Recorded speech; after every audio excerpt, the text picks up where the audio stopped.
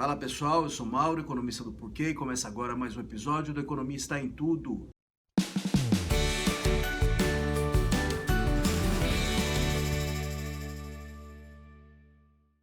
Semana conturbada, tanto no Brasil como no resto do mundo, né, principalmente em função do avanço do coronavírus. O coronavírus parecia que estava ali circunscrito à China, os efeitos aparentemente vão ser pesados, mas ele está se espalhando pelo resto do mundo. Então a gente vê uma incidência maior agora, Coreia, Japão, Irã, Itália. Teve o primeiro caso no Brasil e nos Estados Unidos. Ontem a gente teve a notícia da primeira contaminação dentro do país. Uma pessoa foi contaminada não porque viajou para fora, mas dentro do país teve a contaminação. Então, os países estão se mobilizando agora para combater a transmissão do coronavírus. Então, é de se esperar que vem um efeito mais forte por aí. Tá? A gente já falou antes aqui um pouco dos possíveis efeitos do coronavírus na economia mundial. A gente falou um pouco sobre a China, né? Então, você pode esperar o efeito mais direto ali na China, porque é onde, de fato, a doença apareceu e se transmitiu de maneira mais forte. Então você vai ter muito provavelmente queda na produtividade do trabalho, você tem pessoas ficando doentes, as pessoas também ficando estressadas com a possibilidade de ficar doentes, o governo também colocando restrições à mobilidade dentro do país. Então, dessa forma, por exemplo, as mercadorias não chegam aos mercados consumidores, os insumos também de produção não chegam onde devem chegar para produzir mercadorias, as mercadorias também não chegam aos portos, então isso também prejudica a exportação. Então tudo isso é ruim para a produtividade do país, então deve derrubar a renda. Em geral, a China é um país que tem um crescimento positivo e bastante vigoroso. Eu não diria que a China vai ter queda de PIB aí ao longo do ano, mas o crescimento vai ser menor do que a gente está observando nas últimas décadas. E isso teve um efeito na economia mundial, por causa que a China é um país muito grande e bastante integrado com a economia mundial. Então, com essa queda de renda ou um crescimento mais fraco ali na China, você deve esperar menores importações da China, que é menores exportações de outros países. Tá? Em particular do Brasil. Né? O Brasil é o grande exportador de commodities para a China é o principal parceiro comercial do Brasil. Então, isso deve ser ruim para a economia brasileira que está tentando se recuperar. Efeitos desse tipo que a gente descreveu para a China também podem aparecer em outros países. Então, você pode ter essas quedas de produtividade do trabalho, restrições também colocadas em ação. E esse efeito também pode, de fato, se espalhar por outros países em que a doença também apareça com mais força. Então, a gente já viu, por exemplo, no Japão, tem um movimento do próprio primeiro-ministro no sentido de fechar escolas. Na Itália, se viu, por exemplo, o cancelamento do carnaval em Veneza.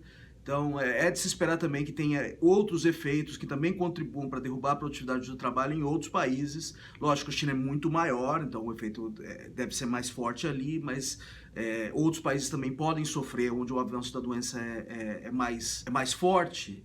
Então isso também pode contribuir para ajudar a derrubar ainda mais a economia mundial. Eu diria que é só má notícia aí nesse front. Tá? Então, a gente falou um pouco aqui sobre efeitos sobre comércio internacional. No caso, a gente falou em particular da China, queda, diminuição do crescimento na China, podendo comprometer importações da China e exportações de outros países. Mas tem outro efeito também, que a gente discutiu recentemente numa coluna aqui no Porquê, que é efeito, na verdade, sobre exportações da China. Muita da integração que aconteceu entre países do mundo nos últimos anos foi via as tais das cadeias globais de valor, tá? Em que a produção de um determinado item é disseminada em vários países, vários estágios de produção de um item, por exemplo, um veículo, são realizados em países diferentes. Apesar de um veículo ser produzido em determinado país e levar o carimbo made in aquele país, várias das peças vêm de outros lugares. O exemplo melhor para isso é o exemplo do iPad. O iPad ele é produzido na China, então ele tem o carimbo de Made in China. Mas várias das peças vêm de outros lugares. O desenvolvimento da tecnologia também não necessariamente é feito na China. Então, do valor final do iPad, apenas uma pequena fração reverte em renda para a China. Tá? O resto vai propagar principalmente desenvolvimento de tecnologia e peças que vêm de outros países, além dos custos de distribuição e de comercialização que não necessariamente acontecem na China, né? Então só uma pequena fração do valor reverte para a China no fim das contas, por causa que boa parte da tecnologia e boa parte das peças estão sendo produzidas fora da China. Então, nesse caso, nesse exemplo que eu estou dando do iPad, a China é o exportador, é o produtor final, né? Mas você vai ter várias outras instâncias em que a China ela produz parte dos insumos. Então, a gente viu notícias de fábricas de celular no Brasil tendo que parar a produção, na verdade, por falta de peças da China. Esse é só um exemplo, mas que com a integração dos países nessas cadeias globais de valor, o que é ótimo da perspectiva de eficiência, né, porque você consegue se especializar melhor em determinados produtos, em caso insumos até, mas quando acontece um choque desse tipo, você acaba comprometendo tudo. O choque acaba se propagando em toda a cadeia. Então isso pode derrubar ainda mais o comércio internacional de uma maneira muito maior do que o efeito direto sobre as potenciais importações da China por ser um país grande. Para mim é bastante preocupante o que está acontecendo. É lógico, a gente vai ter que observar aí nas próximas semanas quanto que a doença vai se propagar e quanto que isso vai afetar não apenas diretamente a produtividade do trabalho, mas o comércio internacional e as cadeias globais de valor. Dependendo do caso, a gente pode esperar um efeito bastante forte na economia mundial. O que é também ruim para o Brasil, né? O Brasil está tentando se recuperar. Tinha estimativas aí que o PIB cresceria 2,5% ao longo desse ano, e essas estimativas já começaram a ser revisadas para baixo. Como eu disse, essas notícias geraram um efeito muito forte aí na bolsa. Então você vê a bolsa caindo não só no Brasil, mas no resto do mundo, e também o dólar subindo. Então a gente vê o dólar aqui espetando, batendo lá quase em 4,50. Isso reflete não só uma expectativa que a economia mundial pode crescer menos, isso pode se propagar aqui no Brasil, mas também uma incerteza. Ninguém sabe direito o que vai acontecer, né? Como eu disse, ninguém sabe até quando essa doença vai se propagar e o impacto que ela vai ter sobre a produção e sobre o comércio internacional aí ao longo do ano. Então você vê os mercados de ativos reagindo de maneira bastante forte, a bolsa caindo, o dólar, e aqui no Brasil subindo, batendo lá quase 4,50.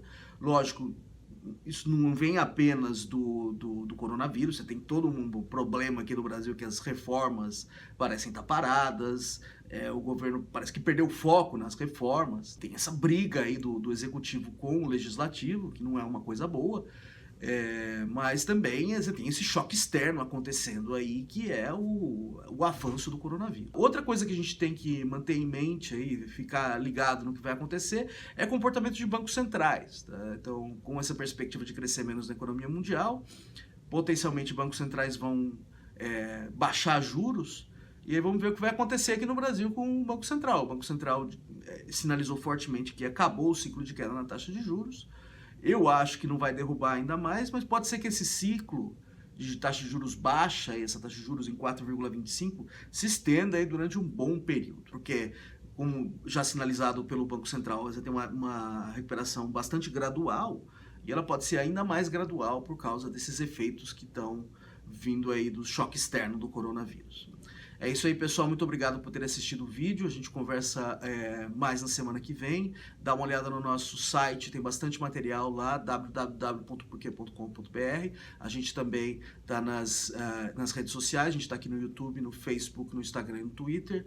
E é isso aí, um abraço!